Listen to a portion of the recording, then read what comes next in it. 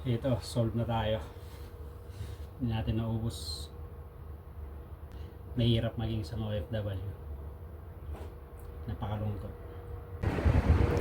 Isang magandang papalang araw sa inyo lahat. Ngayon ay June 4, 2025 at galing tayo sa trabaho dahil wala tayong oras na magluto.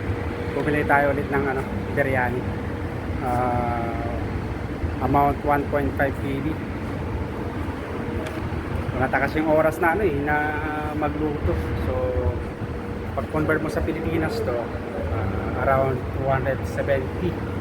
Kung itatimes mo sa palitan na 180, so kung 181 approximately 182 approximately 270 to 280 pesos depende sa palitan. So pagod kasi tayo, wala tayong oras na magluto, pero bukas siguro dahil 4 na araw na wala tayong pasok, makapagluto tayo siguro. Halika't samahan niyo ako, kahit tayo ng chicken biryani. At dito pala yung nilipatan ng accommodation. Doon tayo sa may 10th floor. Talagang ganyan ang buhay OFW. Minsan mahirap, minsan masarap pag sumisweldo na. Kailangan talaga ng tiis, tiyaga. Talagang ganyan. Tiis lang talaga ang tiis, tiyaga, pasensya ang kailangan mo dito sa abroad. So hinihintay natin, 10th floor tayo. So 10th floor. Yan, 10th floor tayo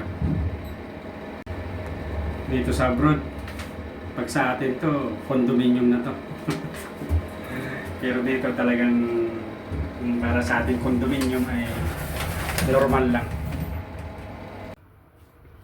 So ito, andito na tayo sa ating accommodation at magulo pa yung mga gamit natin kasi bagong lipat tayo dito. Ayusin natin yung pag gutom na ako, halika't samahan niyo ako. Kainan na para makapagpahinga. Lang ganyan ang buhay. Ito yung biryani.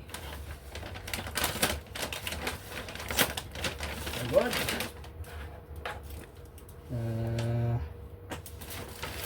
Buksan natin. Tignan natin kung anong meron. Ayun. Biryani.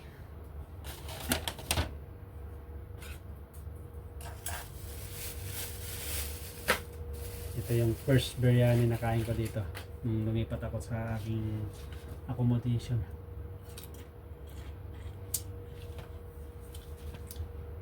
Ayos.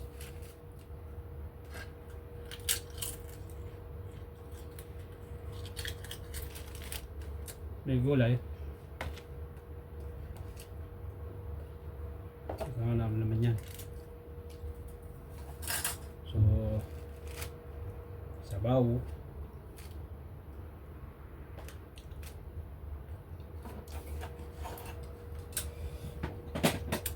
Ay, pagod talaga. Walang oras magluto. Kaya ito.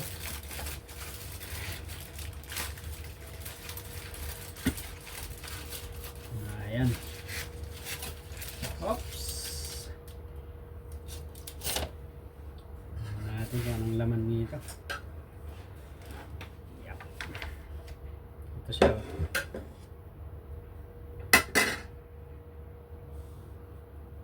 Ayos na ayos.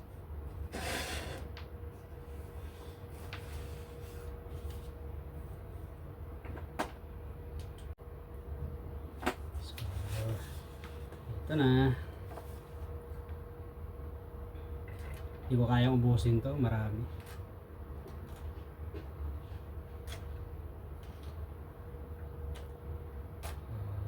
Halika't kain na tayo. Meron siyang dalawang hiwang manok, corny ng manok at saka maitlog din.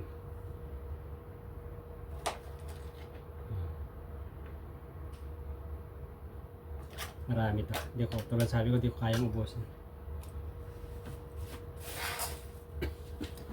napakalungkot. Ang hirap kumain mag-isa. Kaso nga lang, kailangan natin mag-is.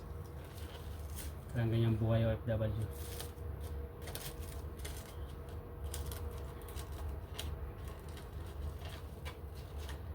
Pag-uwi, trabaho bahay, trabaho ba. Trabaho bahay, trabaho accommodation, ganyan lang ang buhay ko dito.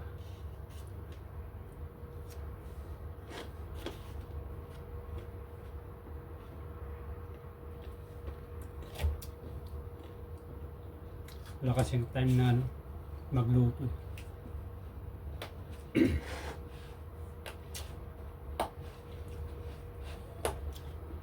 Pero dahil bukas holiday dito, 4 days akong walang pasok.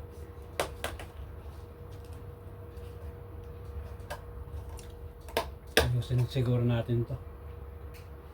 Kasi nga, pero sabi ko bagong lipat pa rin ako dito. Ginawa ko nung lumipat ako dito. Lagay ko lahat sa mga gamit ko sa karton. Para mas madaling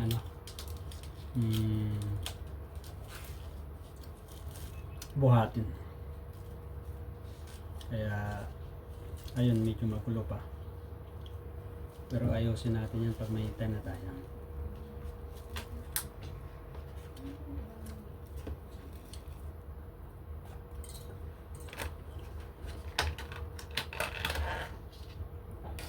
So, paano? Kain muna ako.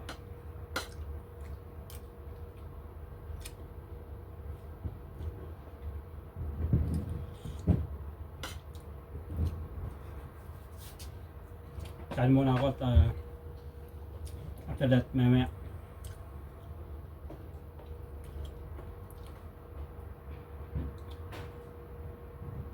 itutuloy natin.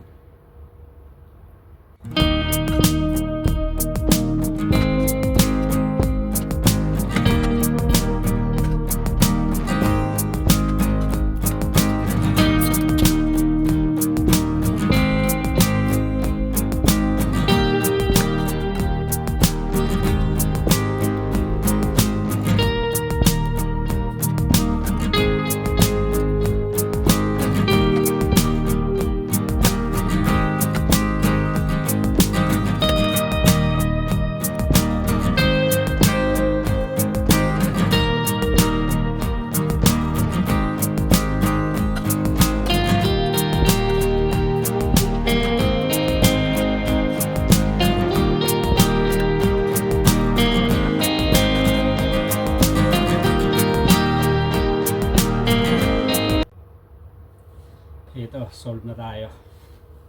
Hindi natin naubos. Tsaka marami kasi.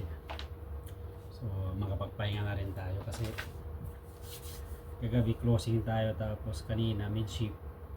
Tawag kasi ng trabaho, kaya wala tayong magagawa. Iniisip ng iba sa atin, madali lang ang OFW, pero sa katotohanan napakahirap. Mahirap maging isang OFW. Napakalungkot. Kailangan mo lang talaga ng tiyaga, pasensya.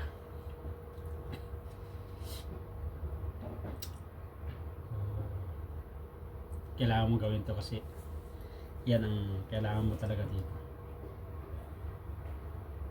Kailangan natin magtiis para sa ating pamilya. So, paano? At maraming salamat sa iyong pagsama. Makapagpahinga na rin tayo. Medyo pagod talaga.